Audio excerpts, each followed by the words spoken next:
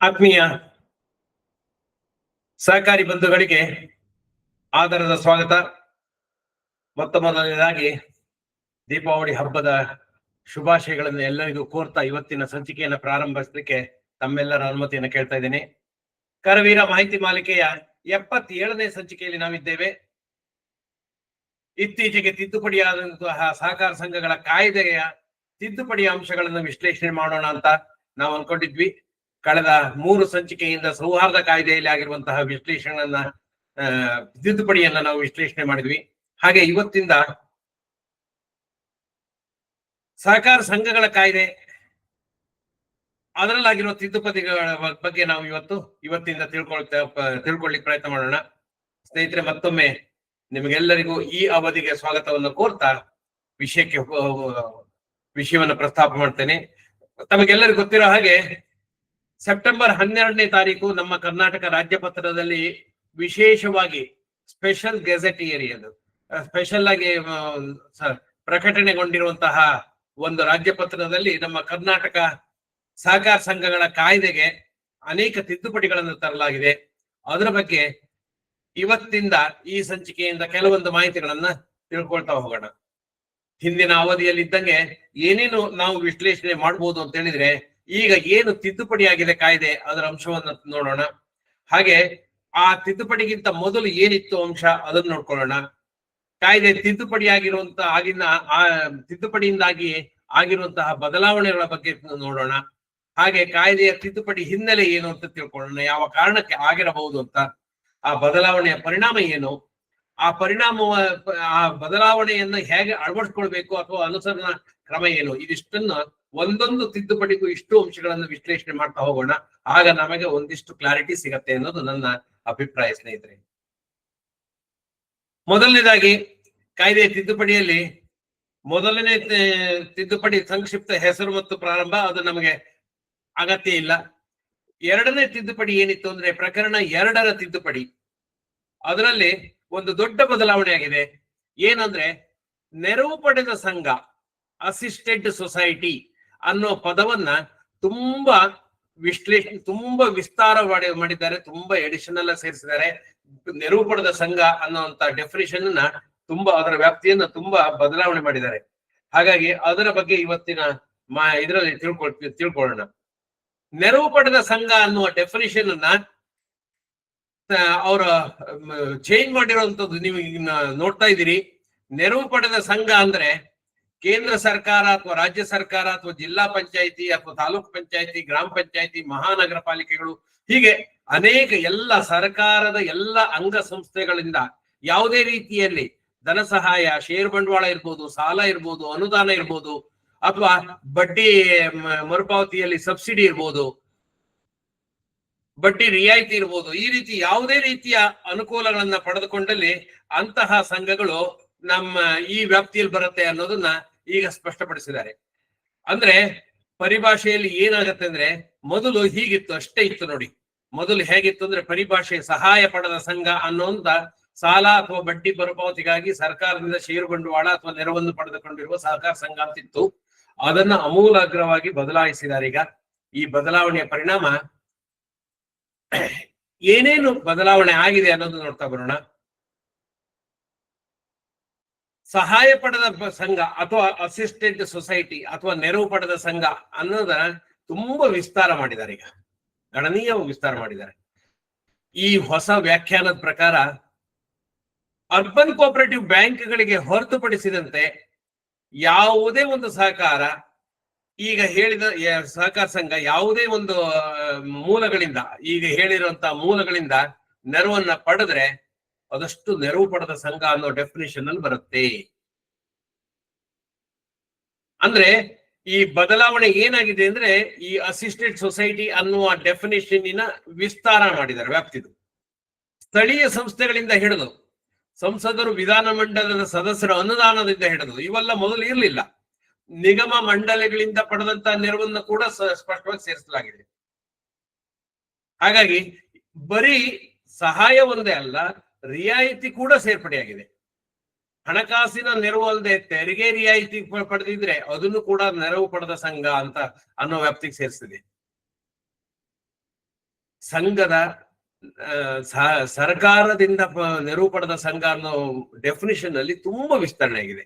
ಯಾವ್ದ್ಯಾವ್ದು ಈಗಿನ ಇದ್ರ ಪ್ರಕಾರ ಯಾವ್ದ್ಯಾವ್ದು ಇದಾಗತ್ತೆ ನೆರವಿನ ಸ್ವರೂಪ ಇದಿಷ್ಟು ನೋಡಿ, ಕೇಂದ್ರ ಅಥವಾ ರಾಜ್ಯ ಸರ್ಕಾರ, ಸ್ಥಳೀಯ ಸಂಸ್ಥೆಗಳು, ಇತರೆ ಸರ್ಕಾರಿ ಸಂಸ್ಥೆಗಳು, ಅನುದಾನ ಕೊಡುವಂತಹ ಸಂಸದರು ಮತ್ತು ವಿಧಾನಮಂಡಲದ ಸದಸ್ಯರು, ಆಮೇಲೆ ನಬಾರ್ಡ್ ಮತ್ತೆ ಇತರೆ ಸೌಲಭ್ಯಗಳು, ಇದಿಷ್ಟನ್ನು ಈ ವ್ಯಾಪ್ತಿಗೆ ಅಸಿಸ್ಟೆಡ್ ಸೊಸೈಟಿ ಅನ್ನೋ ವ್ಯಾಪ್ತಿಗೆ ತಂದಿದ್ದಾರೆ. ತುಂಬಾ ದೊಡ್ಡ ಬದಲಾವಣೆ ಇದು ನನ್ನ ಅನಿಸಿಕೆಯಲ್ಲಿ. ಸಹಕಾರ ಸಂಘಗಳಲ್ಲಿ ಎಲ್ಲೋ ಒಂದ್ ಕಡೆ ಸ್ವಾಯತ್ತತೆ, ಸ್ವಾತಂತ್ರ್ಯ ಅನ್ನೋದರ ಹಿನ್ನೆಲೆಯಲ್ಲಿ ಇದರಿಂದ ಏನು ಪರಿಣಾಮ ಆಗತ್ತೆ ಅನ್ನೋದು ನಾನು ವಿಶ್ಲೇಷಣೆ ಮಾಡ್ತೀನಿ. ಅದರಲ್ಲಿ ಗಂಭೀರ ಪರಿಣಾಮ ನನ್ನ ಅನಿಸಿಕೆಯಲ್ಲಿ ಒಂದಿದೆ, ಅದನ್ನ ನಾನು ನಿಮ್ ಜೊತೆ ಶೇರ್ ಮಾಡ್ಕೊಳ್ತೀನಿ ಸ್ನೇಹಿತರೆ. ಈ ಬದಲಾವಣೆ ಹಿನ್ನೆಲೆ ಏನು ಅಂದ್ರೆ, ಸರ್ಕಾರ ತನ್ನ ನಿಯಂತ್ರಣಕ್ಕೆ ಹೆಚ್ಚಿನ ಸಹಕಾರ ಸಂಘಗಳನ್ನು ತರುವಂತಹ ಒಂದು ಹಿನ್ನೆಲೆಯಲ್ಲಿ ಈ ಬದಲಾವಣೆ ಮಾಡಿದ್ದಾರೆ ಅಂತ ನನಗನ್ಸಿದೆ. ಸಾರ್ವಜನಿಕ ಹಣ, ಟ್ಯಾಕ್ಸ್ ಪೇಯರ್ಸ್ ಮನಿ ಅಥವಾ ಫೆಸಿಲಿಟೀಸ್ ನ ಬಳಸಿಕೊಳ್ಳುವಂತ ಎಲ್ಲ ಸಹಕಾರ ಸಂಘಗಳನ್ನ ಸರ್ಕಾರಿ ನಿಯಂತ್ರಣದ ವ್ಯಾಪ್ತಿಗೆ, ಯಾಕೆಂದ್ರೆ ನೆರವು ಪಡೆದ ಸಂಘಗಳಿಗೆ ಮುಂದೆ ತಿದ್ದುಪಡಿಯಲ್ಲಿ ನಾವು ಮುಂದೆ ಹೋದಾಗ ಗೊತ್ತಾಗತ್ತೆ, ನಾಮಿನೇಷನ್ ಸೌಲಭ್ಯ ಇರ್ಬೋದು ಅಥವಾ ಮೀಸಲಾತಿ ಸೌಲಭ್ಯ ಇರ್ಬೋದು, ನೆರವು ಪಡೆದ ಸಂಘಗಳ ಮೇಲೆ ಸರ್ಕಾರದ ಹಿಡಿತ ಜಾಸ್ತಿ ಬರುವಂಗೆ ತಿದ್ದುಪಡಿ ಮಾಡಲಾಗಿದೆ. ಅದನ್ನ ನಾವು ವಿಶ್ಲೇಷಣೆ ಮಾಡೋಣ. ಮತ್ತೆ ಈ ಬದಲಾವಣೆ ಹಿನ್ನೆಲೆಯಲ್ಲಿ ಅನಗತ್ಯವಾಗಿ ಲಾಭ ಪಡೆಯುವಂತಹ ಹುನ್ನಾರಗಳಿದ್ರೆ ಅದನ್ನ ಸರಿಪಡಿಸ್ಬೇಕು ಅನ್ನೋ ಒಂದು ಯೋಚನೆ, ಉದ್ದೇಶ ಸರ್ಕಾರಕ್ಕೆ ಇದೆ ಅನ್ಸತ್ತೆ. ಅಂದ್ರೆ ಎಲ್ಲೋ ಸರ್ಕಾರಿ ಭೂಮಿಯನ್ನ ರಿಯಾಯಿತಿ ದರದಲ್ಲಿ ಪಡೆದಂತು ಅದು ಸರಿಯಾಗಿ ಉಪಯೋಗ ಮಾಡ್ತಾ ಇದಾರೋ ಇಲ್ಲೋ ಅನ್ನೋದನ್ನ ನೋಡ್ಲಿಕ್ಕೆ ಸರ್ಕಾರದ ವ್ಯವಸ್ಥೆಗಳಿಗೆ ಅನುಕೂಲ ಮಾಡ್ಕೊಡ್ಬೇಕು ಅನ್ನೋ ಹಿನ್ನೆಲೆ ಇರ್ಬೋದು. ಮತ್ತೆ ಹೆಚ್ಚಿನ ನಿಯಂತ್ರಣ ತರಬೇಕು ಅನ್ನೋದು ಅದು ಅತ್ಯಂತ ಪ್ರಮುಖವಾಗಿರುವಂತದ್ದು.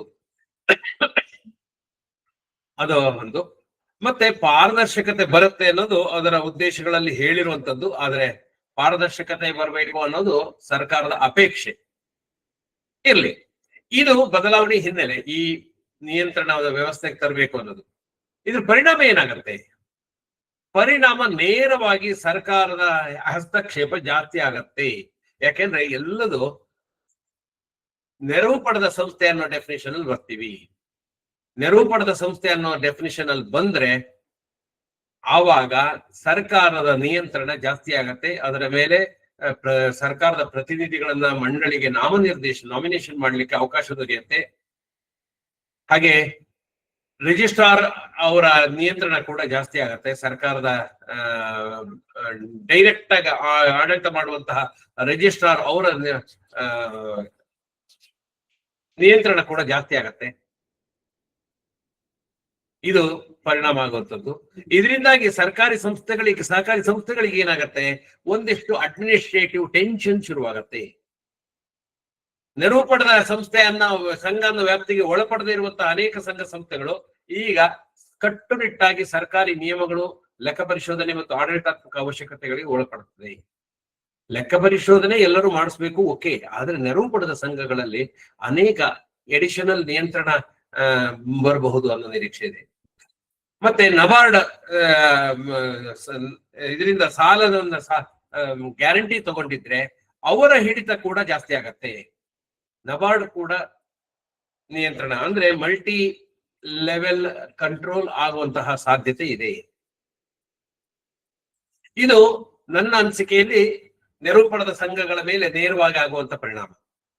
ಇನ್ನೊಂದು ಅತ್ಯಂತ ಗಂಭೀರವಾಗಿ ಸರ್ಕಾರ ಇದರ ಬಗ್ಗೆ ಯೋಚನೆ ಮಾಡಿಲ್ಲದ ರೀತಿಯಲ್ಲಿ ಇರುವಂತದ್ದು, ನನಗನ್ಸಿರುವಂತದ್ದು ಇನ್ನೊಂದು ಪರಿಣಾಮ ಅಂದ್ರೆ ಮಾಹಿತಿ ಹಕ್ಕು ಅಧಿನಿಯಮ ಇದಕ್ಕೆ ಅನ್ವಯತೆ. Right to information act apply ಆಗತ್ತೆ. ಸ್ನೇಹಿತರೆ, ನಿಮ್ಗೆ ಗೊತ್ತಿದೆ, right to information act does not apply to cooperative society ಅಂತ ಕೇರಳ ಕೋರ್ಟಿನ ಹೈಕೋರ್ಟಿನ ಜಡ್ಜ್ಮೆಂಟ್ ಇತ್ತು ಅನ್ನೋ ಹಿನ್ನೆಲೆಯಲ್ಲಿ ನಾವು ಇದು ಬರೋದಿಲ್ಲ ಅಂತ ಅನ್ಕೊಂಡಿದ್ವಿ. ಆದರೆ ಇನ್ನು ಮುಂದೆ ಈಗ ಗಮನ ಇಟ್ಟು ನೋಡಿ, ಸರ್ಕಾರದಿಂದ ಯಾವುದೇ ರೀತಿಯ ಆರ್ಥಿಕ ನೆರವನ್ನು ಪಡೆಯುವ ಯಾವುದೇ ಸಂಘ ಸಂಸ್ಥೆಗಳು ಆ ಮಾಹಿತಿ ಹಕ್ಕು ಕಾಯ್ದೆಯ ಸೆಕ್ಷನ್ 2H ಪ್ರಕಾರ ಸಾರ್ವಜನಿಕ ಸಂಸ್ಥೆ ಅಂತ ಆಗತ್ತೆ. ನಾವಾಗೆ ಇವುಗಳನ್ನ ಆರ್ಥಿಕ ನೆರವು ಪಡೆಯುವ ಸಂಸ್ಥೆ ಅಂತ ಡಿಫೈನ್ ಮಾಡಿದಾಗ, ನಮ್ಮ ಒಂದು ಸಂಸ್ಥೆಯನ್ನ ಆರ್ಥಿಕ ನೆರವು ಪಡೆಯುವ ಸಂಸ್ಥೆ ಅನ್ನೋ ಡೆಫಿನಿಷನ್ ವ್ಯಾಪ್ತಿ ಒಳಗಡೆ ಸರ್ಕಾರವೇ ತಂದಾಗ ನಾವು ಸಾರ್ವಜನಿಕ ಸಂಸ್ಥೆ ಅಲ್ಲ ಅಂತ ಹೇಳಿ ಪ್ರೂವ್ ಮಾಡೋದಾಗ್ಲಿ ಅಥವಾ ಹೇಳಲಿಕ್ಕಾಗ್ಲಿ ಅವಕಾಶನೇ ಇರೋದಿಲ್ಲ. ಹಾಗಾಗಿ ಇನ್ ಮುಂದೆ ಮಾಹಿತಿ ಹಕ್ಕು ಕಾಯ್ದೆಯ ಕೆಳಗಡೆಗೆ ಎಲ್ಲ ಈ ನೆರವು ಪಡೆದ ಸಂಘ ಎಲ್ಲದು ಸಾರ್ವಜನಿಕ ಪ್ರಾಧಿಕಾರ ಆಗತ್ತೆ. ಸಾರ್ವಜನಿಕ ಪ್ರಾಧಿಕಾರ ಆದ್ರೆ ಏನಾಗತ್ತೆ ಅದು ನಿಮ್ಗೆಲ್ಲರಿಗೂ ಗೊತ್ತಿದೆ. RT ಆಕ್ಟ್ ಅಪ್ಲೈ ಆದಾಗ ಯಾವುದೇ ಮನುಷ್ಯ, ಈಗ ನಮಗೇನಾಗಿತ್ತು ಅಂದ್ರೆ ಸಹಕಾರ ಸಂಘಗಳಿಗೆ ಸಹಕಾರಿಯ ಸದಸ್ಯರು ತಮಗೆ ಸಂಬಂಧಿಸಿದ ಮಾಹಿತಿಗಳನ್ನು, ತಮ್ಮ ವ್ಯವಹಾರಕ್ಕೆ ಸಂಬಂಧಿಸಿದ ಮಾಹಿತಿಗಳನ್ನು ಮತ್ತು ಸಾಮಾನ್ಯ ಸಭೆಗೆ ನೀಡಬೇಕಾದ ಮಾಹಿತಿಗಳನ್ನು ಮಾತ್ರ ಕೇಳುವ ಹಕ್ಕುಗಳನ್ನು ಇಟ್ಕೊಂಡಿದ್ರು, ಕಾಯ್ದೆ ನೀಡಿತ್ತು. ಇನ್ನು ಮುಂದೆ ಸದಸ್ಯೇತರರು ಕೂಡ, ಸಾರ್ವಜನಿಕರು ಕೂಡ ಇಲ್ಲಿಯ ಆಗು ಹೋಗುಗಳ ಮೇಲೆ RTIನಲ್ಲಿ ಅಪ್ಲಿಕೇಶನ್ ಹಾಕಿ ಆರ್ಥಿಕ ವಹಿವಾಟುಗಳಿರ್ಬೋದು ಅಥವಾ ಆಡಳಿತಾತ್ಮಕ ಇಶ್ಯೂಸ್ಗಳಿರ್ಬೋದು, ಚುನಾವಣಾ ರಿಲೇಟೆಡ್ ಇಶ್ಯೂಸ್ಗಳಿರ್ಬೋದು, ಸಿಬ್ಬಂದಿಗಳ ನೇಮಕಾತಿ ಅಥವಾ ಅವ್ರಿಗೆ ಕೊಡುವಂತಹ ಸವಲತ್ತುಗಳ ವಿಷಯದಲ್ಲಿರ್ಬೋದು, ಸಮಗ್ರವಾಗಿ ಅದರ ವಹಿವಾಟಿನ ವಿಷಯವಾಗಿರ್ಬೋದು, ಯಾವುದೇ ರೀತಿಯಲ್ಲಿ ಮಾಹಿತಿಗಳನ್ನ ಪಡೆಯುವಂತಹ ಒಂದು ಹಕ್ಕು ಸಾರ್ವಜನಿಕರಿಗೆ ಸಿಗತ್ತೆ. ಹಾಗಾಗಿ ಇನ್ ಮುಂದೆ ಹೀಗೇನಾದ್ರೂ ಆಯ್ತು ಅಂತಾದ್ರೆ ಎಲ್ಲ ಸಹಕಾರಿ ಸಂಘಗಳು ಕೂಡ ಒಬ್ಬ ಸಾರ್ವಜನಿಕ ಸಂಪರ್ಕಾಧಿಕಾರಿ, ಅಂದ್ರೆ ಸಾರ್ವಜನಿಕ ಮಾಹಿತಿ ಅಧಿಕಾರಿ ಅಂತ ಹೇಳ್ತೀವಿ ನಾವು, ಅಂದ್ರೆ ಪಬ್ಲಿಕ್ ಇನ್ಫಾರ್ಮೇಶನ್ ಆಫೀಸರ್ ಅಂತೇಳಿ. ಈಗ ಯಾವ ಸರ್ಕಾರಿ ಇಲಾಖೆಗಳೆಲ್ಲವೂ ತಮ್ಮ ತಮ್ಮ ಇಲಾಖೆಯಲ್ಲಿ ಒಬ್ಬ ಅಧಿಕಾರಿಯನ್ನ PIO, ಪಬ್ಲಿಕ್ ಇನ್ಫಾರ್ಮೇಶನ್ ಆಫೀಸರ್ ಅಂತ ನಾಮಿನೇಟ್ ಮಾಡ್ತಾರೋ, ಅದೇ ರೀತಿ ನಮ್ಮಲ್ಲಿ ಕೂಡ, ನಮ್ಮ ಸಹಕಾರ ಸಂಘಗಳಲ್ಲಿ ಕೂಡ ಆ ರೀತಿ ನೇಮಕ ಮಾಡಬೇಕಾಗಬಹುದು. ಇದು ನೆರವು ಪಡೆದ ಸಂಘದ ವ್ಯಾಪ್ತಿಯಲ್ಲಿ ಬರುವಂತಹ ಎಲ್ಲ ಸಹಕಾರ ಸಂಘಗಳಿಗೆ ಇರುವಂತಹ ಒಂದು ಪರಿಣಾಮ. ಈ ನೆರವು ಪಡೆದ ಸಂಘ ಇದರ ವ್ಯಾಪ್ತಿಯನ್ನು ವಿಸ್ತರಿಸಿದೆ. ಯಾಕೆಂದ್ರೆ ಸರ್ಕಾರವೇ ಆಕ್ಟ್ ಅಲ್ಲೇ ಬದಲಾವಣೆ ಮಾಡಿ ಇದು ಆರ್ಥಿಕ ನೆರವನ್ನು ಪಡೆಯುವ ಸಂಸ್ಥೆ ಅಂತ ಹೇಳಿ ಡಿಫೈನ್ ಮಾಡಿದ ನಂತರ ನಾವು ಸಾರ್ವಜನಿಕ ಪ್ರಾಧಿಕಾರ ಆಗೋದಿಲ್ಲ ಅಂತ ಹೇಳಲಿಕ್ಕೆ ನಮಗೆ ಯಾವುದೇ ಹಿನ್ನೆಲೆ ಅಥವಾ ಸಾಕ್ಷಿಗಳು ಇರೋದಿಲ್ಲ. ಆವಾಗ ನಾವು ಒಪ್ಕೊಳ್ಬೇಕಾಗತ್ತೆ. ಅದರ ಪರಿಣಾಮ ಮಾಹಿತಿ ಹಕ್ಕು ಅಧಿನಿಯಮ ನಮಗೆ ಅನ್ವಯಿಸಬಹುದು. ಇದು ನಾನು ಅನ್ಕೊಂಡಿರುವಂತೆ ಒಂದು ದೊಡ್ಡ ಪರಿಣಾಮ. ಇನ್ನು ಇದರ ಅನುಸರಣೆಗೆ ಏನ್ ಮಾಡ್ಬೇಕಾಗತ್ತೆ? ಮೊದಲನೇದಾಗಿ ನಾವು ಆ ಸ್ಟೇಟಸ್ ಅನ್ನ ರಿವ್ಯೂ ಮಾಡ್ಬೇಕಾಗತ್ತೆ. ನೆರವು ಪಡೆದ ಸಂಘ ಆಗ್ತವ ಇಲ್ವಾ ಅನ್ನೋದನ್ನ ಯಾವ್ಯಾವ ಸಹಕಾರ ಸಂಘಗಳಿದೀವಿ ಅದೆಲ್ಲ ನಾವು ಏನಾದ್ರು ಯಾವುದೇ ರೀತಿಯಲ್ಲಿ ನೆರವು ಪಡೆದ್ರೆ, ನಾವು ಲ್ಯಾಂಡ್ ತಗೊಂಡಿದೀವಿ ಅಥವಾ ಲ್ಯಾಂಡ್ ಅನ್ನ ರಿಬೇಟ್ ನಲ್ಲಿ ನಾವು ರಿಯಾಯಿತಿ ದರದಲ್ಲಿ ಲ್ಯಾಂಡ್ ಪಡೆದ್ರೆ, ಆಫ್ಸೆಟ್ ವ್ಯಾಲ್ಯೂ ನಲ್ಲಿ ಕೊಟ್ರೆ ನಿಮ್ಗೆ ಅದು ಬರೋದಿಲ್ಲ, ನೀವು ಖರೀದಿ ಮಾಡಿದ್ರೆ ಬರೋದಿಲ್ಲ. ಆದರೆ ಸರ್ಕಾರದಿಂದ ಅಥವಾ ಸರ್ಕಾರಿ ಸಂಸ್ಥೆಗಳಿಂದ, ಈಗ ಅರ್ಬನ್ ಡೆವಲಪ್ಮೆಂಟ್ ಅಥಾರಿಟೀಸ್ ಇರುತ್ತೆ ಅಥವಾ ಗ್ರಾಮ ಪಂಚಾಯತಿ, ಮಂಡಲ ಪಂಚಾಯತಿ ಅಥವಾ ಯಾವುದೇ ಒಂದು ಪಂಚಾಯತಿಯಿಂದ ನೀವು ಸಬ್ಸಿಡೈಸ್ಡ್ ರೇಟ್ ನಲ್ಲಿ ಸೈಟ್ ಗಳನ್ನ ಅಲಾಟ್ ಮಾಡಿಸ್ಕೊಂಡ್ರು ಕೂಡ you will become a public authority ಅಥವಾ ಒಂದು ನೆರವು ಪಡೆದ ಸಂಘ, ಅಸಿಸ್ಟೆಡ್ ಸೊಸೈಟಿ ಆಗಿರ್ತೀವಿ. ಹಾಗಾಗಿ ನಾವು ಇಂಟ್ರೆಸ್ಟ್ ಸಬ್ಸಿಡಿ ತಗೊಂಡಿದೀವಾ, ಲೋನ್ ಸಬ್ಸಿಡಿ ತಗೊಂಡಿದೀವಾ, ಅಥವಾ ಬೇರೆ ಬೇರೆ ಆರ್ಥಿಕ ಧನ ಸಹಾಯ ತಗೊಂಡಿದೀವಾ, ಆರ್ಥಿಕ ನೆರವು ತಗೊಂಡಿದೀವಾ, ಅಥವಾ ಯಾವ್ದಾದ್ರು ಕ್ಯಾಪಿಟಲ್ ಇನ್ವೆಸ್ಟ್ಮೆಂಟ್, ಷೇರು ಅಥವಾ ಷೇರು ಮರುಧನಕ್ಕೆಗೋಸ್ಕರ ಏನಾದ್ರು ತಗೊಂಡಿದೀವಾ, ಈ ರೀತಿ ಎಲ್ಲದು ಹಿಂದೆ ಹೇಳಿದಂಗೆ ಯಾವುದೇ ವ್ಯಾಖ್ಯಾನ, ಈವನ್ ಸ್ಥಳೀಯ ಪ್ರತಿನಿಧಿಗಳಿಂದ ಅಂದ್ರೆ MLA ಇರ್ಬೋದು, MP ಇರ್ಬೋದು, ಅವರಿಂದ ಅವರ ಅನುದಾನದಿಂದ ಏನಾದರೂ ನೆರವನ್ನು ಪಡೆದ್ರು ಕೂಡ, ನಮ್ಗೆ MP ಗ್ರಾಂಟ್ ಅಥವಾ MLA ಗ್ರಾಂಟ್ ಬಂತು, ಯಾವುದೋ ಒಂದು ಭವನಕ್ಕೆ ನಮ್ಮ MP ಗ್ರಾಂಟ್ ಕೊಟ್ಟಿದ್ದಾರೆ, ಆವಾಗ you will become assisted society. MLA grant ಕೊಟ್ಟಿದ್ದಾರೆ, ಎಷ್ಟು ಅಮೌಂಟ್ ಎಷ್ಟು ಹೇಳಿಲ್ಲ, ಕೇವಲ 1,000 ರೂಪಾಯಿ ತಗೊಳ್ಳಿ, 1 ಲಕ್ಷ ತಗೊಳ್ಳಿ, 1 ಕೋಟಿ ರೂಪಾಯಿ ತಗೊಳ್ಳಿ, you will become a assisted society. ಇಲ್ಲಿ ಇನ್ನೊಂದು ತುಂಬಾ ಗಂಭೀರ ವಿಚಾರ ಅಂದ್ರೆ, ರೆವಿನ್ಯೂ ಗ್ರಾಂಟ್ ಮತ್ತು ಕ್ಯಾಪಿಟಲ್ ಗ್ರಾಂಟ್ ಅಂತ 2 ವಿಚಾರಗಳಿದೆ ಈ ಪಬ್ಲಿಕ್ ಇದರಲ್ಲಿ ಡೊಮೈನ್ ಅಲ್ಲಿ. ಈ ನೆರವು ಪಡೆದ ಸಂಘಗಳು ಒಂದು ಸಾರಿ ನಾವು ಆ ನೆರವನ್ನ ಪಡೆದಾಗ ಆಮೇಲೆ ನಾವು ನೆರವು ಪಡೆದ ಸಂಘಗಳೇ ಆಗ್ಬಿಡ್ತೀವಿ. ನೆರವು ಪಡೆದ ಸಂಘಗಳಿಂದ ಮತ್ತೆ ಹೊರಗೆ ಬರ್ಲಿಕ್ಕೆ ಆಗೋದಿಲ್ಲ. ಯಾಕೆಂದ್ರೆ ನಾವು ಕ್ಯಾಪಿಟಲ್ ಗ್ರಾಂಟ್ ಏನಾದ್ರು ತಗೊಂಡಿದ್ರೆ ಅಥವಾ ಯಾವುದೇ ರೆವಿನ್ಯೂ ಗ್ರಾಂಟ್ ತಗೊಂಡಿದ್ರೆ ಅದರ ಅನುಭವಿಗಳು ನಾವು ಆಗಿರೋದ್ರಿಂದ ನಾವು ಪರ್ಮನೆಂಟ್ ಆಗಿ ನೆರವು ಪಡೆದ ಸಂಘ ಆಗ್ಬಿಡ್ತೀವಿ. ಹಾಗಾಗಿ ಇದನ್ನ ನಾವು ಪರಿಶೀಲನೆ ಮಾಡ್ಕೊಳ್ಬೇಕು. ಈ ಹಿನ್ನೆಲೆಯಲ್ಲಿ ನಾವು ವಿಚಾರ ಮಾಡ್ಬೇಕಾಗತ್ತೆ. ನೆರವು ಪಡೆದ ಸಂಘ ಅಂತ ಗುರುತಿಸಲ್ಪಟ್ರೆ ಸರ್ಕಾರದ ನಾಮನಿರ್ದೇಶನಗಳು ಮುಂದೆ ಬರ್ತೀನಿ ನಾನು. ನಾಮನಿರ್ದೇಶರಿಗೆ ಏನೇನ್ ಕಾಯ್ದೆ ಬರುತ್ತೆ ಅದು ಬದಲಾವಣೆ ಮಾಡಿದ್ದಾರೆ. ಹಾಗೇನಾದ್ರು ನಾವು ನೆರವು ಪಡೆದ ಸಂಘ ಆದ್ರೆ ಸರ್ಕಾರದ ನಾಮನಿರ್ದೇಶಿತರನ್ನು ಮಂಡಳಿಗೆ ಸ್ವೀಕರಿಸಲು ಸಿದ್ಧವಾಗಿರ್ಬೇಕು. ಮತ್ತೆ ಆ ನಾಮನಿರ್ದೇಶಿತರಿಗೆ ಸಂಬಂಧಪಟ್ಟಂತ ಕಾಯ್ದೆಯ ನಿಯಮಗಳನ್ನು ಪಾಲಿಸಬೇಕಾಗತ್ತೆ. ಆವಾಗ government can nominate members to the board of directors. ಹಾಗಾಗಿ ಇದೊಂದು. ಆಮೇಲೆ ಸರ್ಕಾರದ ನೆರವನ್ನು ಪಡೆದ್ರೆ ಅವ್ರು ಹೇಳೋ ಪ್ರಕಾರ ಪಾರದರ್ಶಕತೆ ಜಾಸ್ತಿ ಆಗತ್ತೆ ಅಂತ. ಪಾರದರ್ಶಕತೆ ಜಾಸ್ತಿ ಆಗ್ಲೇಬೇಕಾಗತ್ತೆ. ಯಾಕೆಂದ್ರೆ ಪಡೆದಿದ್ರೆ ಆ ನೆರವಿನ ಬಳಕೆ ಮತ್ತು ಇದು ಉಪಯೋಗ ಏನಿದೆ ಅದರ ಬಗ್ಗೆ ನಾವು ಲೆಕ್ಕ ಪರಿಶೋಧನೆಯಲ್ಲಿ ತೋರಿಸ್ಬೇಕಾಗತ್ತೆ. ಮತ್ತೆ ಪ್ರತಿಯೊಂದು ಅಂಶಕ್ಕೂ, ಯಾವುದು ಸರ್ಕಾರಿ ಅನುದಾನಗಳ ಪ್ರತಿಯೊಂದು ಅಂಶಕ್ಕೂ ಸೂಕ್ತ ದಾಖಲೆಗಳ ನಿರ್ವಹಣೆ ಮಾಡ್ಬೇಕಾಗತ್ತೆ. ಇಲ್ಲಿ ಕೆಲವೊಂದು ಸಣ್ಣ ಪುಟ್ಟ ಸ್ಥಳೀಯವಾಗಿರುವಂತಹ ಲೋಕಲ್ ಕಾಂಪ್ಲಿಕೇಶನ್ಸ್ ಅಂತೀವಿ, ಅದು ಇರತ್ತೆ. ಅದನ್ನ ಅರ್ಥ ಮಾಡ್ಕೊಳ್ಬೇಕಾಗತ್ತೆ, ಅನುಸರಿಸಬೇಕಾಗತ್ತೆ. ಮತ್ತೆ ಉಪವಿಧಿಗಳನ್ನ, ಯಾವ್ದಾವ್ದು ನೆರವು ಪಡೆದ ಸಂಘ ಇದೆಯಾ ಅದಕ್ಕೆ ಆ ಉಪವಿಧಿಗಳನ್ನ ಬದಲಾವಣೆ ಮಾಡಿಕೊಂಡು, ಆ ಆಂತರಿಕ ಉಪವಿಧಿಗಳನ್ನ ತಿದ್ದುಪಡಿ ಮಾಡಿಕೊಂಡು ಅದಕ್ಕೆ ತಕ್ಕನಾಗಿ ನಾವು ವ್ಯವಹಾರ ಮಾಡ್ಬೇಕಾಗತ್ತೆ. ಇದು ನೆರವು ಪಡೆದ ಸಂಘ ಅನ್ನೋ ಡೆಫಿನಿಷನ್ ಒಂದು ಪ್ರಕರಣದ ವಿಶ್ಲೇಷಣೆ ಸ್ನೇಹಿತರೆ. ಇನ್ನು ಎರಡನೇದಾಗಿ ಪ್ರಕರಣ 2ರ ತಿದ್ದುಪಡಿ, ಅದರಲ್ಲಿ ಇನ್ನೊಂದು ಡೆಫಿನಿಷನ್ ಅನ್ನು ಕೂಡ ಇದ್ ಮಾಡಿದ್ದಾರೆ. ನಿರ್ದೇಶಕ ಅನ್ನೋ ಪದದ ಬದಲು ಸದಸ್ಯ ಎಂಬ ಪದವನ್ನು ಪ್ರತಿಯೋಜಿಸತಕ್ಕದ್ದು ಅಂತ. ಅಂದ್ರೆ ಒಂದು ನಮ್ಮಲ್ಲಿ ಒಂದು ಡೆಫಿನಿಷನ್ ಅಲ್ಲಿ ಡೈರೆಕ್ಟರ್ ಅಥವಾ ನಿರ್ದೇಶಕ ಅನ್ನೋ ಪದ ಉಪಯೋಗಿಸಿದ್ವಿ, ಅಲ್ಲೆಲ್ಲ ಇನ್ನು ಸದಸ್ಯ ಅನ್ನೋ ಪದವನ್ನು ಉಪಯೋಗಿಸ್ಬೇಕು. ಎಲ್ಲಿ ಎಫೆಕ್ಟ್ ಆಗತ್ತೆ ಇದು? ಇಂಗ್ಲಿಷ್ ನಲ್ಲಿ ಏನಿತ್ತು ಅಂದ್ರೆ ಮೊದಲು ಹೀಗಿತ್ತು. ಸೆಕ್ಷನ್ ಅಲ್ಲಿ delegate means a director of cooperative society appointed by the board of directors. ಪ್ರತಿನಿಧಿಗಳನ್ನ ಆಯ್ಕೆ ಮಾಡುವಂತ ಸಂದರ್ಭದಲ್ಲಿ ಆ ರೀತಿ ಇತ್ತು. ಅದರಲ್ಲಿ ಯಾವ ಪೋರ್ಷನ್ ನಮಗೆ ಎಫೆಕ್ಟ್ ಆಗತ್ತೆ ನಾವು ನೋಡ್ಕೊಳ್ಬೇಕು ಅಂದ್ರೆ ಇದು. Delegate means a director of a cooperative society appointed by the board of director to represent cooperative society in another cooperative society. ಆ ಡೆಲಿಗೇಟ್ ಅಪಾಯಿಂಟ್ ಮಾಡುವಾಗ ಅವನು ಡೈರೆಕ್ಟರ್ ಅಂತೇಳಿ ಆಗಿರ್ಬೇಕಾಗಿತ್ತು. ಇನ್ನು ಮುಂದೆ ಅದನ್ನೇ ಕನ್ನಡದಲ್ಲಿ ಏನ್ ಹೇಳ್ತಿದ್ರು ಅಂದ್ರೆ ಪ್ರತಿನಿಧಿ ಅಂದ್ರೆ ಸಂಘದ ನಿರ್ದೇಶಕ. ಅಂದ್ರೆ ಒಂದು ಸಂಘದಿಂದ ಮತ್ತೊಂದು ಮಾಧ್ಯಮಿಕ ಅಥವಾ ರಾಜ್ಯ ಮಟ್ಟದ ಸಂಘಟನೆಗೆ ನಾವು ಕಳಿಸ್ಬೇಕು ಅಂದ್ರೆ ಒಬ್ಬ ನಿರ್ದೇಶಕನನ್ನೇ ನಾಮಿನೇಷನ್ ಮಾಡ್ಬೇಕಾಗಿತ್ತು. ಅಂದ್ರೆ ನಮ್ಮ ಬೋರ್ಡ್ ನಿಂದ ಮತ್ತೊಂದು ಸಂಘದ ಇದಕ್ಕೆ ಇದಕ್ಕೆ ಡೆಲಿಗೇಟ್ ಆಗಿ ಹೋಗ್ಬೇಕು ಅಂತ ಹೇಳಿದ್ರೆ ಅವರು ನಮ್ಮ ಸಂಘದ ನಿರ್ದೇಶಕರಾಗಿರ್ಬೇಕಿತ್ತು ಇದುವರೆಗೆ. ಈಗ ಆ ನಿರ್ದೇಶಕ ಅನ್ನೋ ಪದವನ್ನ ತೆಗೆದು ಕನ್ನಡದಲ್ಲಿ ಈಗ ಪ್ರತಿನಿಧಿ ಅನ್ನೋದಕ್ಕೆ ಸಂಘದ ನಿರ್ದೇಶಕ ಅನ್ನೋದ್ ಬದಲು ಮೆಂಬರ್ ಅಥವಾ ಸದಸ್ಯ ಅನ್ನೋ ಪದ ಬಳಸಿದ್ದಾರೆ. ಏನ್ ವ್ಯತ್ಯಾಸ ಆಗತ್ತೆ ಇದರಿಂದ?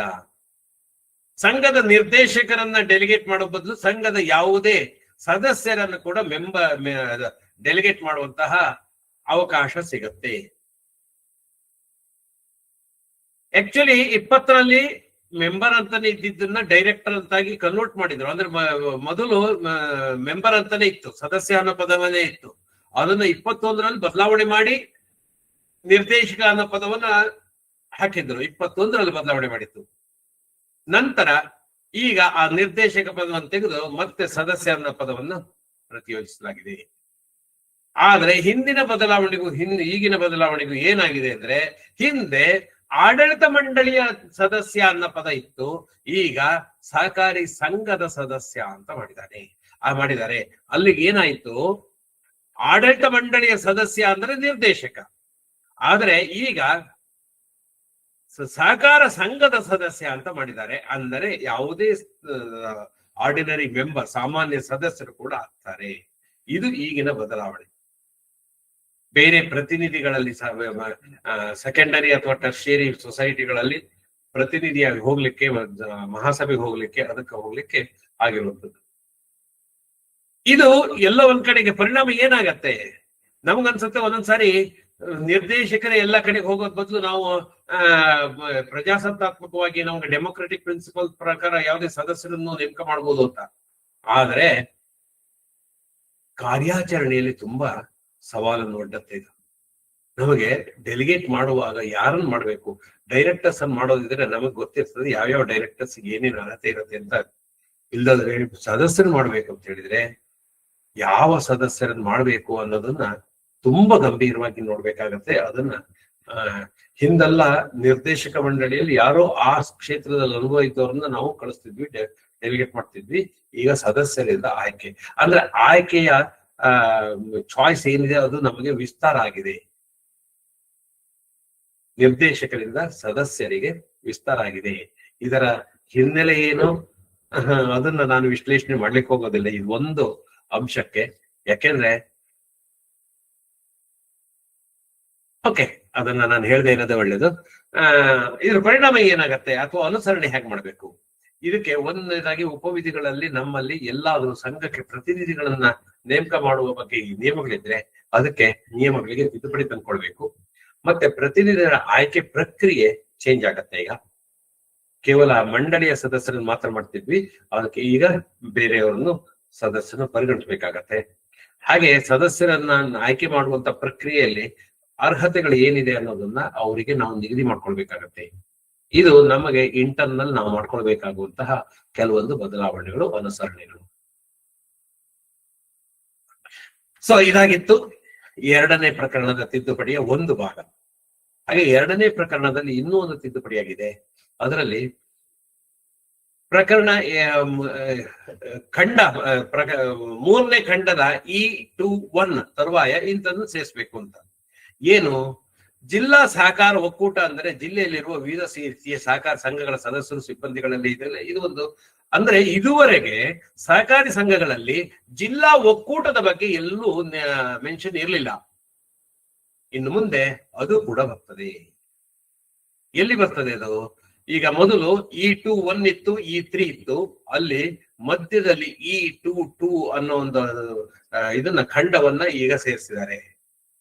ಇದು ಹೊಸ ಸೇರ್ಪಡೆ ಆಗಿರೋದ್ರಿಂದ ಬದಲಾವಣೆ ಏನಾಯ್ತು ಇದರಿಂದ ಜಿಲ್ಲಾ ಸಹಕಾರ ಒಕ್ಕೂಟ, ಡಿಸ್ಟ್ರಿಕ್ಟ್ ಕೋಆಪರೇಟಿವ್ ಯೂನಿಯನ್ ಎಂಬ ಪದಕ್ಕೆ ಅಧಿಕೃತ ವ್ಯಾಖ್ಯಾನ ಕೊಟ್ಟಂಗಾಯ್ತು.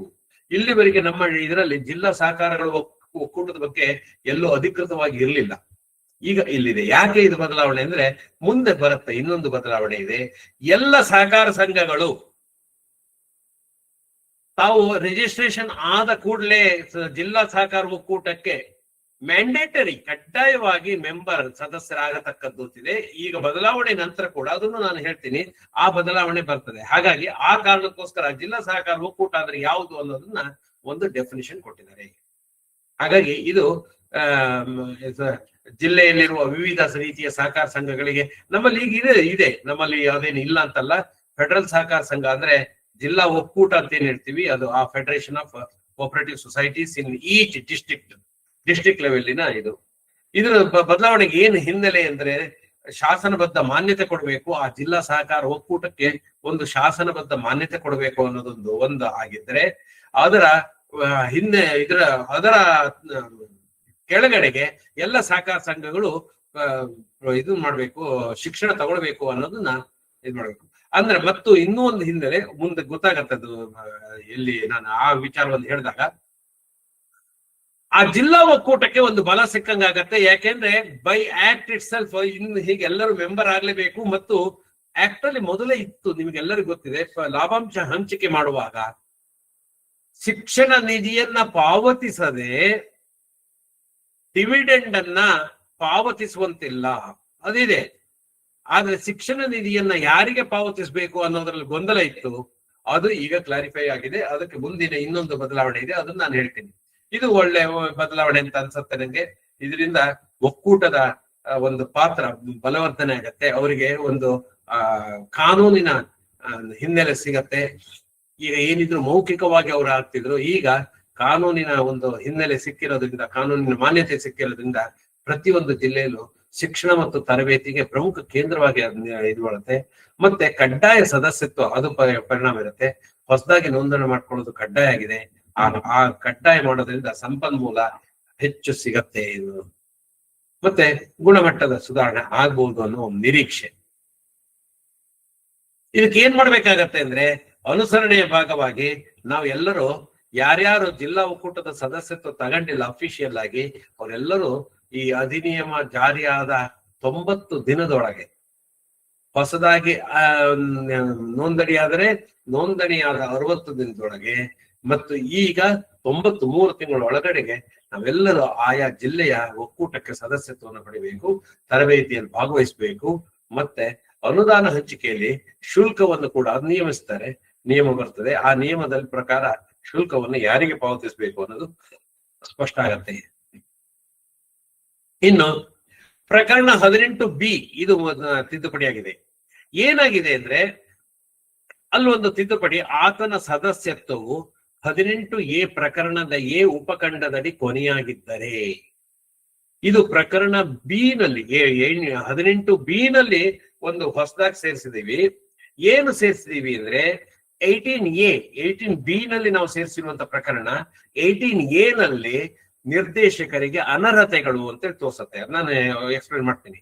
ಅದಕ್ಕೆ ಇನ್ನೊಂದು ಅನರ್ಹತೆಯನ್ನು ಸೇರಿಸಿದ್ದಾರೆ. ಏನಾಗಿದೆ ಹಾಗಾದ್ರೆ? ನಿರ್ದೇಶಕರ 18B ನಲ್ಲಿ ನೋಡಿ, ನಿರ್ದೇಶಕತ್ವದ ಸಮಾಪ್ತಿ ಅಲ್ಲಿ ಇದಿಷ್ಟು ಈಗಿನ ಇದರಲ್ಲಿದೆ.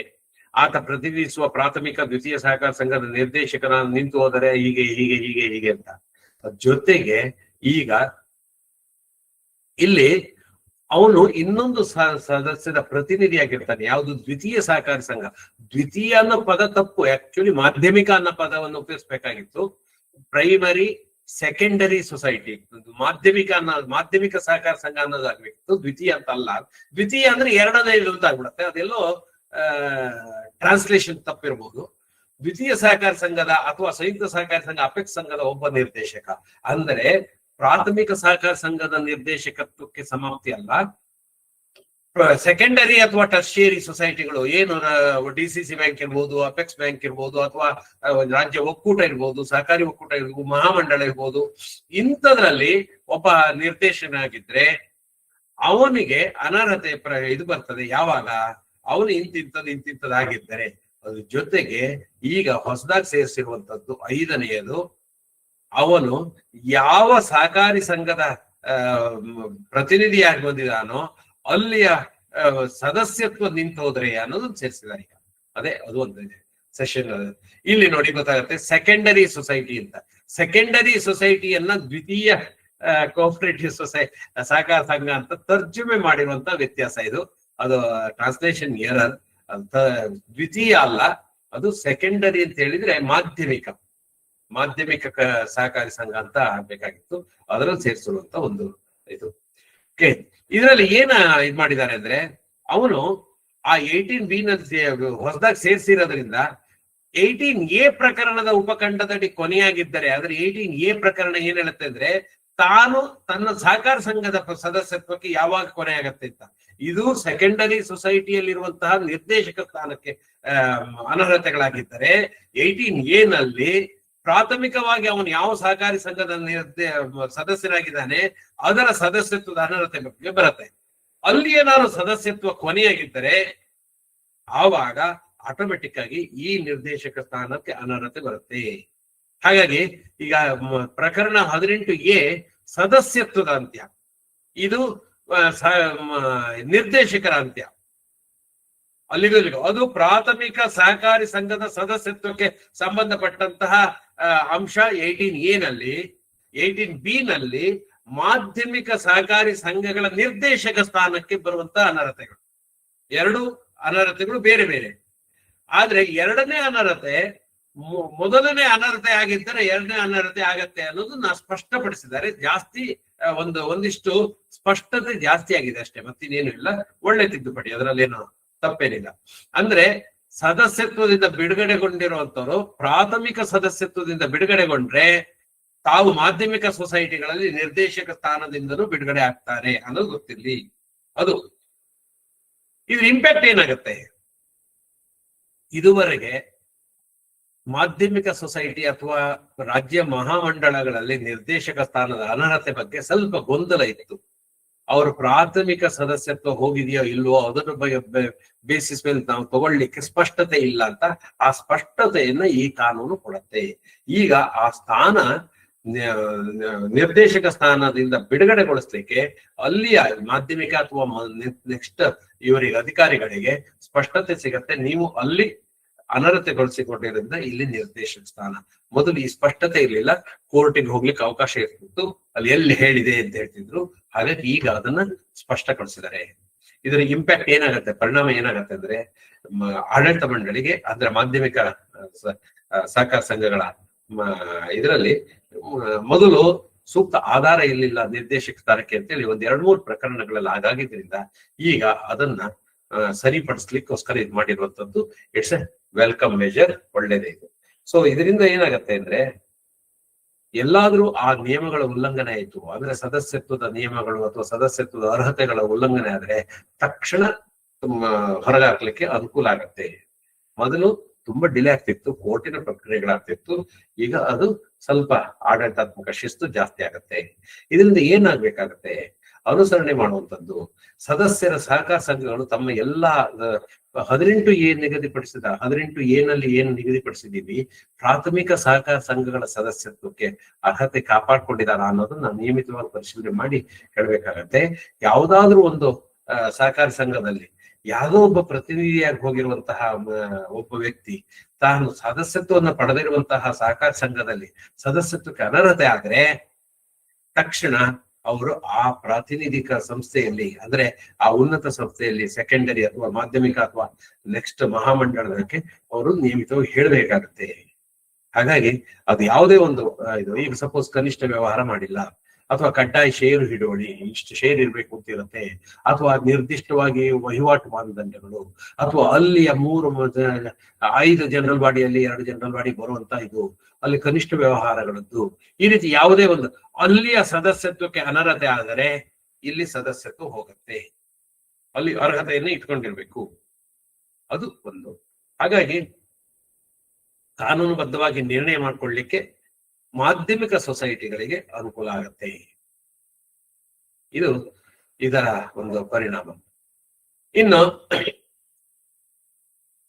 ಒಂದಿಷ್ಟು ಈ ತಿದ್ದುಪಡಿಗೆ ಒಂದು ಹಿನ್ನೆಲೆಯನ್ನು ಕೊಡುವಾಗ ಇದು ಒಂದಿಷ್ಟು ಅವರು ರೀಸನ್ಸ್ ಹೇಳಿದ್ರು.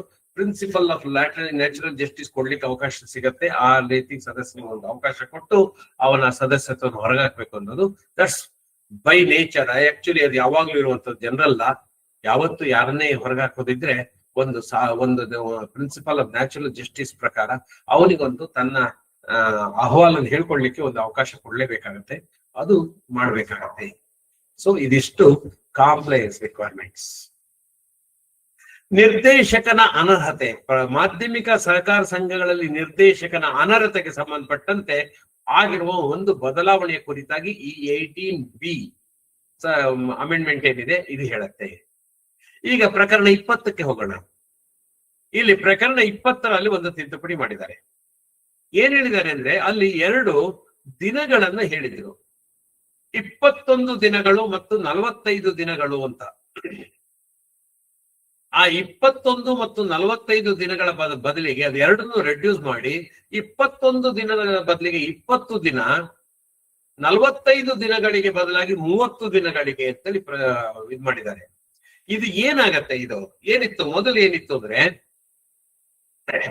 A member shall be deemed to be a defaulter. ಅವನ ಡಿಫಾಲ್ಟ್ ಮಾಡ್ಲಿಕ್ಕೆ ಎಲೆಕ್ಷನ್ ಪ್ರಕ್ರಿಯೆಯಲ್ಲಿ ಬರುವಂತ ಇದು, ಅವನು ಏನಾರು 21 ಡೇಸ್ ಮೊದಲು ಅವನಿಗೆ ಒಂದು ಅವಕಾಶ ಕೊಡಬೇಕು. ಅವನ ಇದು ಡಿಫಾಲ್ಟ್ ಏನು ಅನರ್ಹತೆ ಇದೆ ಅದನ್ನ ಕ್ಯೂರ್ ಮಾಡ್ಕೊಳ್ಲಿಕ್ಕೆ ಒಂದು ಅವಕಾಶ ಕೊಡ್ಲಿಕ್ಕೆ 21 ದಿನ ಮೊದಲು ಕೊಡ್ಬೇಕಾಗಿತ್ತು, ಅದನ್ನ 20 ದಿನಕ್ಕೆ ಮಾಡಿದ್ದಾರೆ. ಹಾಗೆ ನೋಟಿಸ್ ಇದ್ರದ್ದು ಕೊಡ್ಲಿಕ್ಕೆ, ಎಲೆಕ್ಷನ್ಗೆ ನೋಟಿಸ್ ಕೊಡ್ಲಿಕ್ಕೆ, ಜನರಲ್ ಮೀಟಿಂಗ್ ನೋಟಿಸ್ ಕೊಡ್ಲಿಕ್ಕೆ 45 ಡೇಸ್ ಇತ್ತು, ಅದನ್ನ 30 ದಿನಗಳಿಗೆ ಮಾಡಿದ್ದಾರೆ. ಇದ್ರ ಬದಲಾವಣೆ ಏನಾಗತ್ತೆ? ಬದಲಾವಣೆ ಒಂದು ಸಾಮಾನ್ಯ ಸಭೆ, ಎರಡನೇದು ಚುನಾವಣೆ. ಸಾಮಾನ್ಯ ಸಭೆಗೆ ಸಂಬಂಧಪಟ್ಟಂತೆ ಅನರ್ಹತೆಗಳಿಗೆ 21 ದಿನ ಇರೋದನ್ನ 20 ದಿನ ಮಾಡಿದ್ದಾರೆ. ಚುನಾವಣೆಗೆ ಸಂಬಂಧಪಟ್ಟಂತೆ ಅನರ್ಹತೆಗೆ 45 ದಿನ ಇರುವಂತದ್ದನ್ನು 30 ದಿನಗಳಿಗೆ ಇದು ಮಾಡಿದ್ದಾರೆ. ಹಾಗೆ ಸುಸ್ತಿ ಹಣ ಪಾವತಿ ಮಾಡ್ಲಿಕ್ಕೆ, ಇದು ಸುಸ್ತಿ ಹಣಕ್ಕೆ ಮಾತ್ರ, ಮತ್ತಿನ ಯಾವುದಕ್ಕೂ ಅಲ್ಲ. ಸುಸ್ತಿ ಹಣ ಪಾವತಿ, ಅವನು ಸುಸ್ತಿದಾರನಾಗಿದ್ದಾನೆ, ಜನರಲ್ ಬಾಡಿಯಲ್ಲಿ ಭಾಗವಹಿಸ್ಲಿಕ್ಕೆ ಅವನಿಗೆ ಅಧಿಕಾರ ಕೊಡ್ಬೇಕು ಬೇಡ ಅನ್ನೋದಕ್ಕೆ 21 ದಿನ ಮೊದಲು ಇದ್ ಮಾಡ್ಬೇಕಿತ್ತು, ಈಗ 20 ದಿನಕ್ಕೆ ಮಾಡಿದ್ದಾರೆ.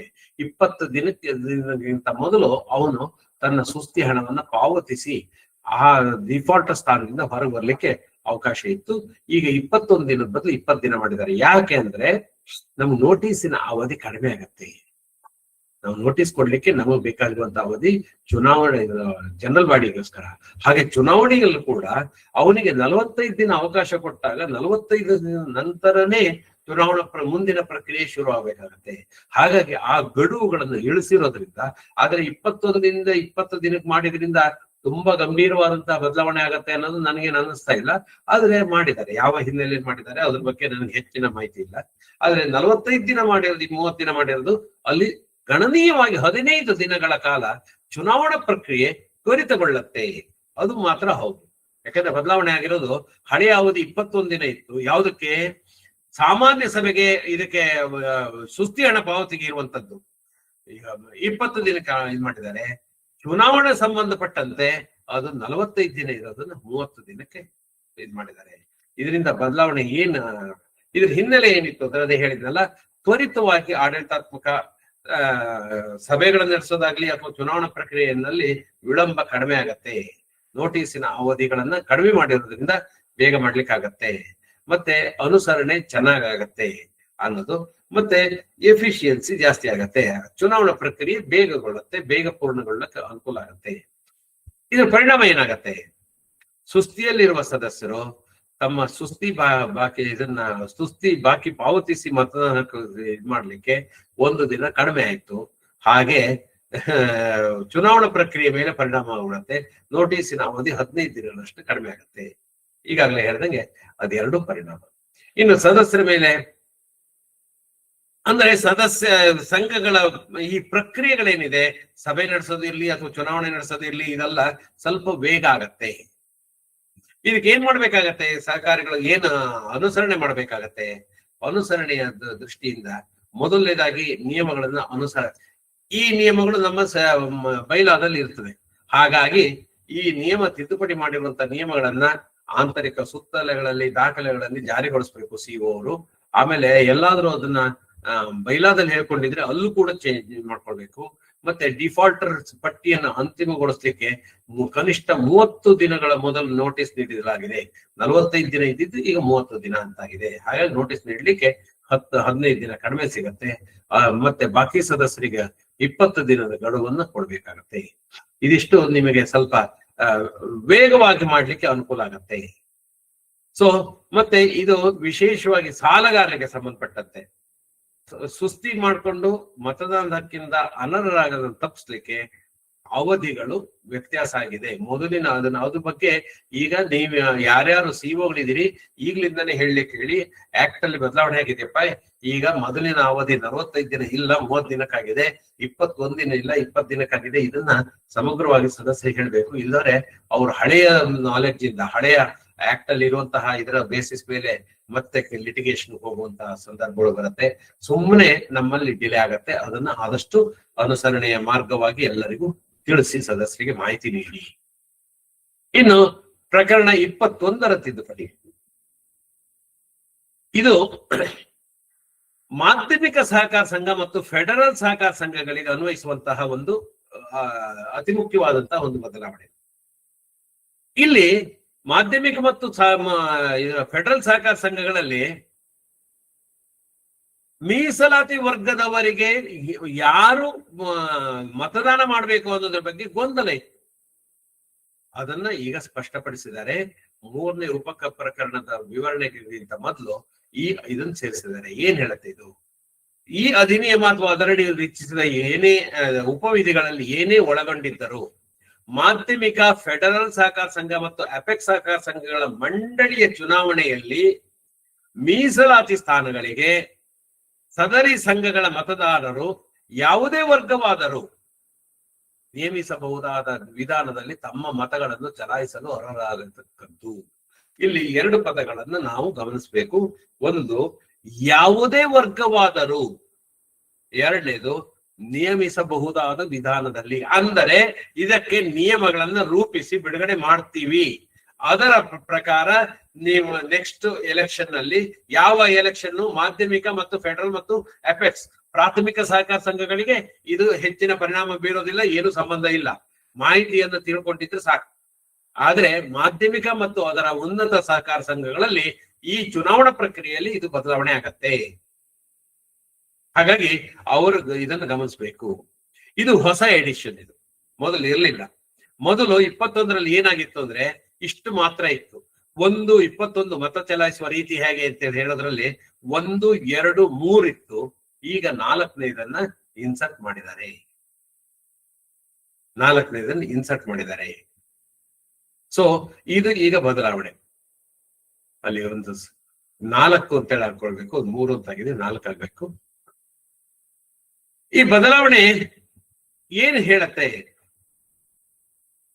ಅವರವರ ಇದರಲ್ಲಿ ಉಪವಿಧಿಗಳಲ್ಲಿ ಏನೇ ಹೇಳಿದ್ರು ಕೂಡ, ಈ ಅಧಿನಿಯಮದಲ್ಲಿ ಹಿಂದೆ ಏನೇ ಹೇಳಿದ್ರು ಕೂಡ, ಮಾಧ್ಯಮಿಕ ಮತ್ತು ಉನ್ನತ ಸಹಕಾರ ಸಂಘಗಳಲ್ಲಿ ಮೀಸಲಾತಿ ಸ್ಥಾನಗಳಿಗೆ ಯಾರು ಬೇಕಾದ್ರೂ ಎಲ್ಲ ವರ್ಗದವರು, ಯಾವುದೇ ವರ್ಗದವರಾದರೂ ತಮ್ಮ ಮತಗಳನ್ನು ಚಲಾಯಿಸಲು ಅರ್ಹರಾಗತಕ್ಕದ್ದು.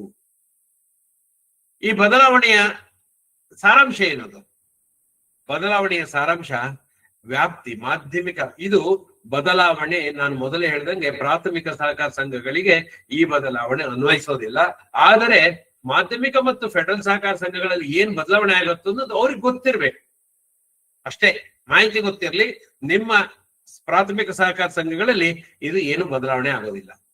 ಆದ್ರೆ ಮಾಧ್ಯಮಿಕ ಸಹಕಾರ ಪ್ರಾಥಮಿಕೇತರ ಸಹಕಾರ ಸಂಘಗಳಲ್ಲಿ ಮೀಸಲಾತಿ ಸ್ಥಾನಗಳಿಗೆ SC ST OBC ಇದರಲ್ಲಿ ಮತ ಚಲಾಯಿಸುವ ಹಕ್ಕನ್ನು ಯಾವುದೇ ವರ್ಗದ ಮತದಾರರಿಗೂ ಅಂದ್ರೆ ಎಲ್ಲ ಸದಸ್ಯರಿಗೂ ವಿಸ್ತರಿಸಲಾಗಿದೆ. ಅಂದ್ರೆ ಮೀಸಲಾತಿ ವರ್ಗದವರು ಮಾತ್ರ ಇದ್ ಮಾಡ್ಬೇಕು ಅನ್ನೋದಲ್ಲ, ಯಾವುದೇ ವರ್ಗದವರು ಸಹಕಾರ ಇದ್ ಮಾಡ್ಬೋದು ಅನ್ನೋದು. ಅಂದ್ರೆ ಆ ವರ್ಗದ ಮಾತ್ರ ಇದ್ ಮಾಡ್ಬೇಕು ಅಂತ ನಿರ್ಬಂಧ ಇದ್ರೆ ಈಗ ಆ ನಿಯಮವನ್ನ ಎಲ್ಲಾ ಸದಸ್ಯರು, ಅವಾಗೇನಾಗತ್ತೆ, ಮೀಸಲಾತಿ ವರ್ಗದವರಿಗೆ ಚುನಾವಣಾ ಪ್ರಕ್ರಿಯೆಯಲ್ಲಿ ಎಲ್ಲರೂ ಭಾಗವಹಿಸ್ಲಿಕ್ಕೆ ಅನುಕೂಲ ಆಗತ್ತೆ. ಮೀಸಲಾತಿ ವರ್ಗದವರಿಗೆ ಕೂಡ ನಾವು ಎಲ್ಲರೂ ಓಟ್ ಹಾಕ್ಬೋದು ಅನ್ನೋದು ಬರ್ತದೆ. ಇದ್ರ ಹಿನ್ನೆಲೆ ಏನಂದ್ರೆ ಪ್ರತಿನಿಧಿಗಳನ್ನು ವ್ಯಾಪಕ ಮಾಡ್ಬೇಕು ಅನ್ನೋದು, ಅಂದ್ರೆ ಒಂದು ಎಲ್ಲರನ್ನು ಸದಸ್ಯರನ್ನು ಒಳಗೊಳ್ಬೇಕು ಅನ್ನೋದು ಒಂದು ಉದ್ದೇಶ ಇರ್ಬೋದು. ಹಾಗಾಗಿ ಇದು ಒಂದು. ಎರಡನೇದು, ಮೀಸಲಾತಿ ಕ್ಷೇತ್ರದಲ್ಲಿ ಕೂಡ ಎಲ್ಲರೂ ಸದಸ್ಯರು ಆಯ್ಕೆ ಮಾಡೋದ್ರಿಂದ ಅಲ್ಲಿ ಅತ್ಯುತ್ತಮ ಅಭ್ಯರ್ಥಿಯನ್ನ ಆಯ್ಕೆ ಮಾಡುವಂತ ಸಾಧ್ಯತೆ ಜಾಸ್ತಿ ಇದೆ ಅಂತ ಅವರ ನಿರೀಕ್ಷೆ. ಪರಿಣಾಮ ಏನಾಗತ್ತೆ? ಚುನಾವಣೆಗೆ ಸ್ಪರ್ಧೆ ಮಾಡುವ ಸ್ವರೂಪ ಬದಲಾವಣೆ ಆಗತ್ತೆ. ನೆಕ್ಸ್ಟ್ ಮೀಸಲಾತಿ ವರ್ಗ ಕೂಡ ಚುನಾವಣೆ ಮಾಡುವಾಗ ನಾವು ಎಲ್ಲ ವರ್ಗದವರ ಮತದಾರರನ್ನ ಇದ್ ಮಾಡ್ಬೇಕು ಅನ್ನೋದು ಗೊತ್ತಾಗೋದ್ರಿಂದ ಎಲ್ಲ ಮತದಾರ ಎಲ್ಲ ವರ್ಗಗಳನ್ನು ಸಂಪರ್ಕಿಸ್ಬೇಕಾಗತ್ತೆ. ನಾವು ಮೀಸಲಾತಿ ವರ್ಗದವರು ಮೀಸಲಾತಿ ಓಟನ್ನು ಮಾತ್ರ ಕ್ಯಾನ್ವಾಸ್ ಮಾಡ್ತೀವಿ ಅಂತಲ್ಲ. ಹಾಗಾಗಿ ಹೆಚ್ಚು ಇದು ಬರುತ್ತದೆ.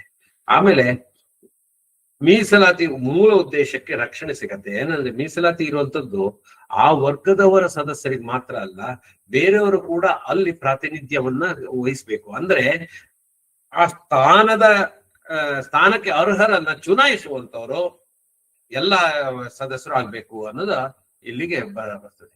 ಹಾಗಾಗಿ ಇದು. ಮತ್ತೆ ಅಪೆಕ್ಸ್ ಸಂಸ್ಥೆಗಳಲ್ಲಿ ಪ್ರಾಥಮಿಕ ಸಹಕಾರ ಸಂಘದ ಪ್ರತಿನಿಧಿಗಳಾಗಿರ್ತಾರೆ. ಇವರು ಯಾವುದೇ ವರ್ಗದ ಸದಸ್ಯರಾಗಿದ್ರು ಮೀಸಲಾತಿ ವರ್ಗಗಳಿಗೆ ಮತ ಚಲಾಯಿಸಬಹುದು ಅನ್ನೋದನ್ನ ಈಗ ಹೇಳುತ್ತೆ. ಮೊದಲು ಆಯಾ ವರ್ಗದ ಸದಸ್ಯರು ಮಾತ್ರ ಇದ್ ಮಾಡ್ಬೋದು ಅಂತಿದ್ರೆ. ಹಾಗಾಗಿ ಅದರದ್ದು. ಇನ್ನು ಅನುಸರಣೆ, ಇದು ಪ್ರಾಥಮಿಕ ಸಹಕಾರ ಸಂಘಗಳಿಗೆ ಅನುಸರಣೆ ಭಾಗ ಏನೂ ಇಲ್ಲ. ಮಾಧ್ಯಮಿಕ ಮತ್ತು ಫೆಡರಲ್ ಸಹಕಾರ ಸಂಘಗಳು ತಮ್ಮ ಚುನಾವಣಾ ಪ್ರಕ್ರಿಯೆಯನ್ನ ನಿಯಮಗಳನ್ನ ಅಥವಾ ಚುನಾವಣಾ ಕೈಪಿಡಿ ಇದ್ರೆ ಅದನ್ನ ತಿದ್ದುಪಡಿಕರವಾಗಿ ಈಗ ರಿವೈಸ್ ಮಾಡ್ಕೊಳ್ಬೇಕಾಗತ್ತೆ. ಮತ್ತೆ ಮತದಾನದ ಪ್ರಕ್ರಿಯೆಯಲ್ಲಿ ಕೂಡ ಬದಲಾವಣೆ ಮಾಡ್ಕೊಳ್ಬೇಕಾಗತ್ತೆ. ಸೆಕೆಂಡರಿ ಅಂಡ್ ಟರ್ಷಿಯರಿ ಸೊಸೈಟೀಸ್, ಯಾವುದು ಮಾಧ್ಯಮಿಕ ಫೆಡರಲ್ ಮತ್ತು ಅಪೆಕ್ಸ್ ಸಹಕಾರ ಸಂಘಗಳಿದಾವೆ ಅಲ್ಲಿ ಅವರು ಬದಲಾವಣೆ ಮಾಡ್ಕೊಳ್ಬೇಕಾಗತ್ತೆ. ಜೊತೆಗೆ ಎಲ್ಲ ಇವರಿಗೆ ಸಂಘದ ಸದಸ್ಯರಿಗೆ ಅರಿವು ಮೂಡಿಸ್ಬೇಕಾಗತ್ತೆ. ಹೀಗೆ ಬದಲಾವಣೆ ಆಗಿರೋದ್ರಿಂದ ಈ ರೀತಿ ಬದಲಾವಣೆ ಆಗತ್ತೆ, ಪ್ರಕ್ರಿಯೆ ಈ ರೀತಿ ಆಗತ್ತೆ. ನಿಯಮಗಳು ಬಂದ ನಂತರ ಶುರು ಮಾಡ್ಕೊಳ್ಳೋಣ, ತೊಂದರೆ ಇಲ್ಲ. ನಿಯಮಗಳು ಬರಬೇಕು, ನೇಮಿಸಬಹುದಾದ ವಿಧಾನದಲ್ಲಿ ಅಂತ ಹೇಳಿರೋದ್ರಿಂದ ಹಾಗಾಗಿ ಅದನ್ನ ಇದು ಮಾಡ್ಕೊಳ್ಬೇಕು. ಮತ್ತೆ ಮತದಾರರ ಪಟ್ಟಿ ನಿರ್ವಹಣೆ ಕೂಡ ಸ್ವಲ್ಪ ಬದಲಾವಣೆ ಆಗತ್ತೆ. ಎಲ್ಲದ ಇದನ್ನು ನಾವು ಪರಿಗಣಿಸ್ಬೇಕಾಗತ್ತೆ. ಸೊ ಇದಾಗಿತ್ತು ಸ್ನೇಹಿತರೆ ಇವತ್ತಿನ ಇದರಲ್ಲಿ. ಇನ್ನೊಂದು ನೆಕ್ಸ್ಟ್ ಒಂದು ಬದಲಾವಣೆ ಇದೆ, ಅದನ್ನು ತಗೊಂಡ್ರೆ ಸಾಕಷ್ಟು ದೊಡ್ಡ ಬದಲಾವಣೆ ಇದೆ. ಹಾಗಾಗಿ ಇವತ್ತಿಗೆ ಇಲ್ಲಿಗೆ ನಿಲ್ಲಿಸ್ತಾ ಇದ್ದೀನಿ. ಹಾಗಂತ ಈ ಬದಲಾವಣೆಗಳನ್ನ ಆಗಿದೆ ಅಂದ್ರೆ ಇದು 12/9/25 ಜಾರಿಗೆ ಬಂದಿದೆ. ಈ ಬದಲಾವಣೆಗಳು ಮೊನ್ನೆ ಯಾವಾಗ ನೋಟಿಫಿಕೇಶನ್ ಆಗಿದೆ ಅವತ್ತಿಂದಲೇ ಜಾರಿ ಬಂದಿರ್ತದೆ. ಆ ತಿದ್ದುಪಡಿಗಳು ಎಲ್ಲ ಸಹಕಾರ ಸಂಘಗಳ ಮೇಲೆ ಪರಿಣಾಮ ಬೀರುತ್ತೆ. ಆದ್ರೆ ತಿದ್ದುಪಡಿ ಆಗಿರುವ ಕಾಯ್ದೆಯನ್ನೇ ನಾವು ಅನುಸರಿಸಬೇಕಾಗತ್ತೆ ಈ ಬದಲಾವಣೆಯ ದಿನದಿಂದ. ಹಾಗಾಗಿ ಈ ಸಹಕಾರ ಸಂಘಗಳು ಎಲ್ಲದನ್ನು ಬೈಲಾದಲ್ಲಿ ಅಳವಡಿಸ್ಕೊಳ್ಬೇಕಾಗಿಲ್ಲ. ಹಾಗಂತ ಸಹಕಾರ ಸಂಘಗಳಿಗೆ ಅನ್ವಯಿಸೋದಿಲ್ಲ ಅಂತಲ್ಲ. ಬೈಲಾ ತಿದ್ದುಪಡಿ ಮಾಡಿ ಬಿಡಿ, ಕಾಯ್ದೆಯ ಬದಲಾವಣೆ ಎಲ್ಲರಿಗೂ ಅನ್ವಯಿಸತ್ತೆ. ಆದ್ದರಿಂದ ಯಾವುದನ್ನ ಬೈಲಾದಲ್ಲಿ ಅಳವಡಿಸ್ಕೊಳ್ಬೇಕು ಅಂತ ವಿಮರ್ಶೆ ಮಾಡಿ ಮುಂದಿನ ಸಾರಿ ಬೈಲಾ ಅನ್ನುವ ಇದಕ್ಕೆ ತಿದ್ದುಪಡಿ ಹೋಗಿ. ಮತ್ತೆ ಒಂದು ನಿಮ್ಮೆಲ್ಲರ ಗಮನಕ್ಕೆ ತರಲಿಕ್ಕೆ ಇಷ್ಟಪಡ್ತೀನಿ, ಸಾಕಷ್ಟು ವಿಚಾರಗಳು ಬದಲಾವಣೆಯ ಹಿನ್ನೆಲೆ ಅನ್ನುವ ವಿಚಾರದಲ್ಲಿ ಬರುವಾಗ ಇದನ್ನ ನಾನು ಈ ತಿದ್ದುಪಡಿಗಳನ್ನ ವಿಶ್ಲೇಷಣೆ ಮಾಡ್ತಾ ಇರೋದು ಕೇವಲ ಲೆಕ್ಕ ಪರಿಶೋಧಕನಾಗಿ ಮತ್ತು ವಿಷಯ ತಜ್ಞನಾಗಿ ಮಾತ್ರ.